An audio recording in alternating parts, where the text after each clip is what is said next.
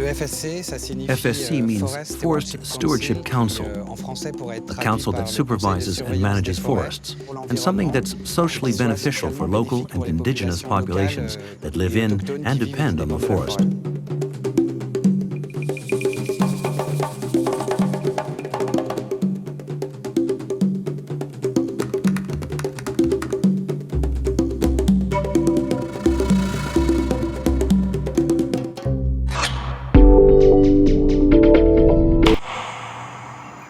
On one side of this road is a timber concession of over 1 million hectares. On the other, Odzala National Park. Logging operations employ eco-guards to watch over both domains and allow animals to move about freely, both in the park and in logging zones.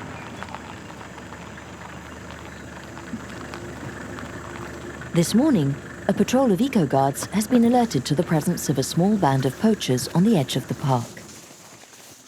The fight against poaching is always #1 on the agenda. Because in the pacified Republic of Congo, trafficking and detrimental common practices are a threat not only to animal species, but to the equilibrium of the entire forest. New weapons and the organization of international networks have turned hunting into nothing short of a pillage.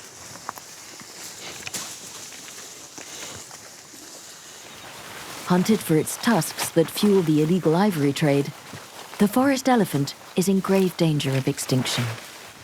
60% of elephants in the Congo Basin have been killed within the past 10 years. Elephant trail. Yet elephants play a fundamental role in the ecosystem. You're going to see tracks there. When an elephant walks, it leaves behind fecal matter composed of fruit from trees like the sapele and sipo. After a rainfall, the dung produces a recolonization of trees. That's why after an elephant passes through an area where there were no sapele trees, you find that after a year or even 6 months, as soon as it rains, there are new tree sprouts growing in the elephant's dung.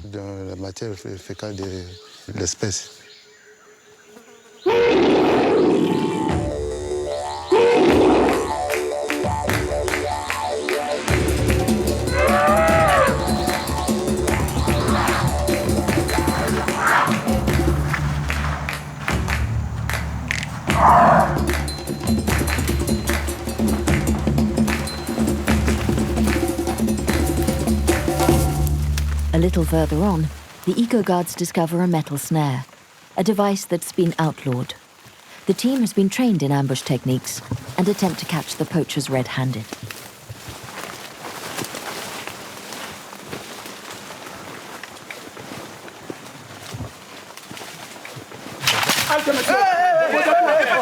On your knees, on your knees. Sorry, Chief. Sorry, Chief. Sorry. Sorry, Chief. Hands in the air. Hands in the air. Are there wires in there? Metal wires get a lot of game.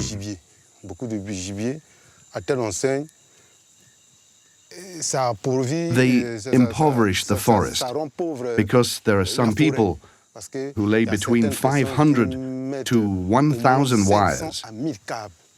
1,000 wires in the forest. Sometimes you find animals that are already starting to decompose. The putrid stench frightens away the other animals. Little by little, the animals flee far into the forest. That's why the use of metal wires has been outlawed. These hunters aren't big poachers. They get off with a simple warning, and of course their traps are destroyed.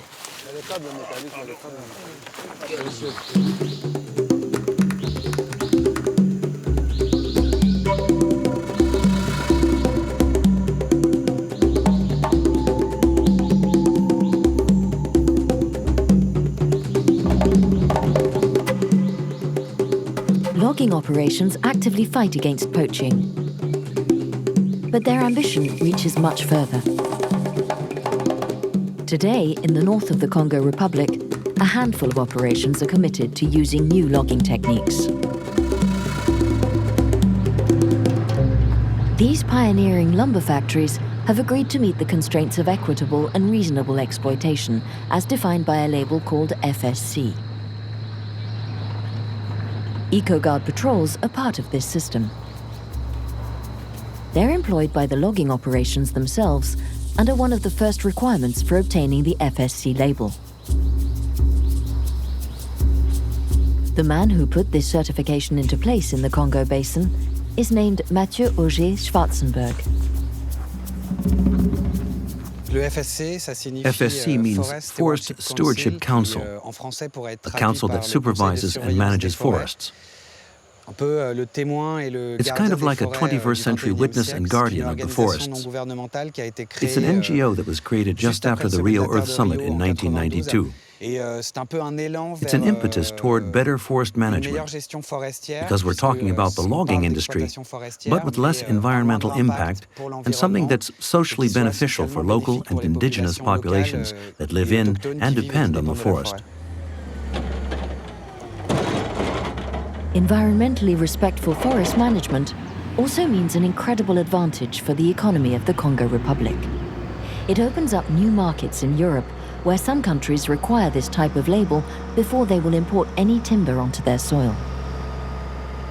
Naturally, cutting down a tree has an impact on the environment. With the FSC, this impact is greatly reduced.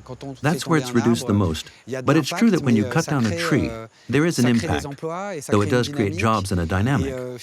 And finally, where forest managers are most important in the Congo Basin is in their relationship with the state on the one hand, but also with the indigenous populations living in these concessions, because they were here long before, and they'll be here long after.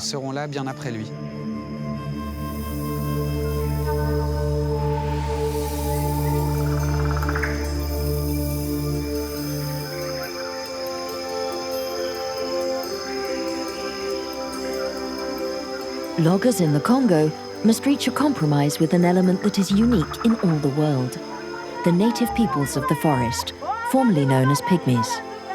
They've lived here for thousands of years, and for them, the forest is more than a simple environment. It's a fertile breeding ground that also provides them with clothing, shelter, medicine, and food. They climb trees to harvest honey, caterpillars, and leaves. They know which roots to use as pain reliever or insect repellent. They recognize every plant and every animal sound. They've learned to make use of every level of the forest.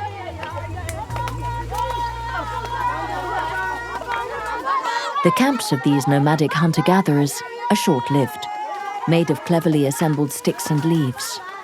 Every detail of their lives has been adapted to the forest.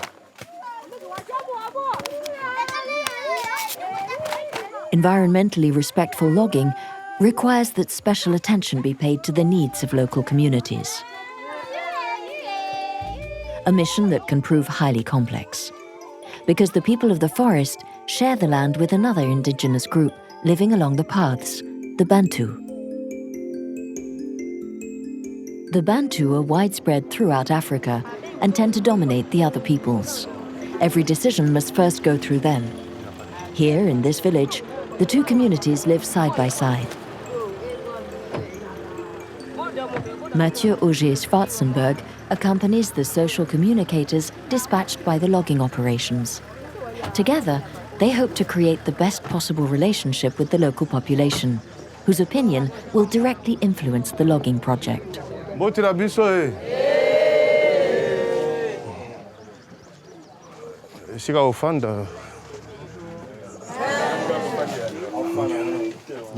I won't be working directly with you. The FSC doesn't work directly with the local people. That's why you'll hardly ever see me. It's Mr. Eric, who represents IFO, along with his entire highly competent social team, who will come to work with you. But in a certain capacity, my organization and I are there to guarantee that if they want to continue working according to our rules and principles, Your rights must be known within the framework of their activity. To gain a better understanding of the villagers' different points of view, the communicators have them draw a map on the ground that indicates all the zones they feel are important.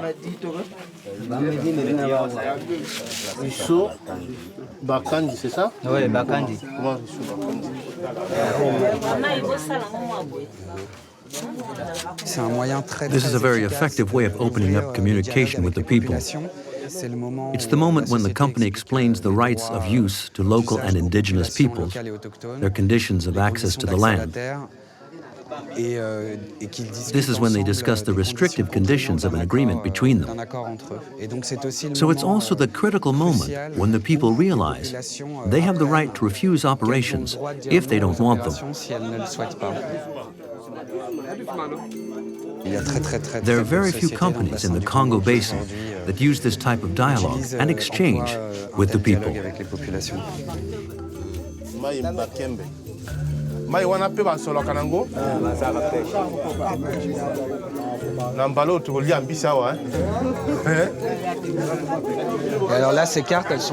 These maps are faithfully reproduced by computer and a large number printed up.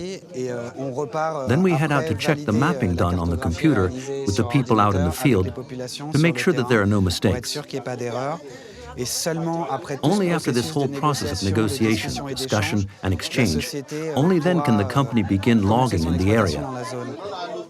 It takes about a month. How long are you going to spend out in the field? A good month in the village, taking measurements out in the forest.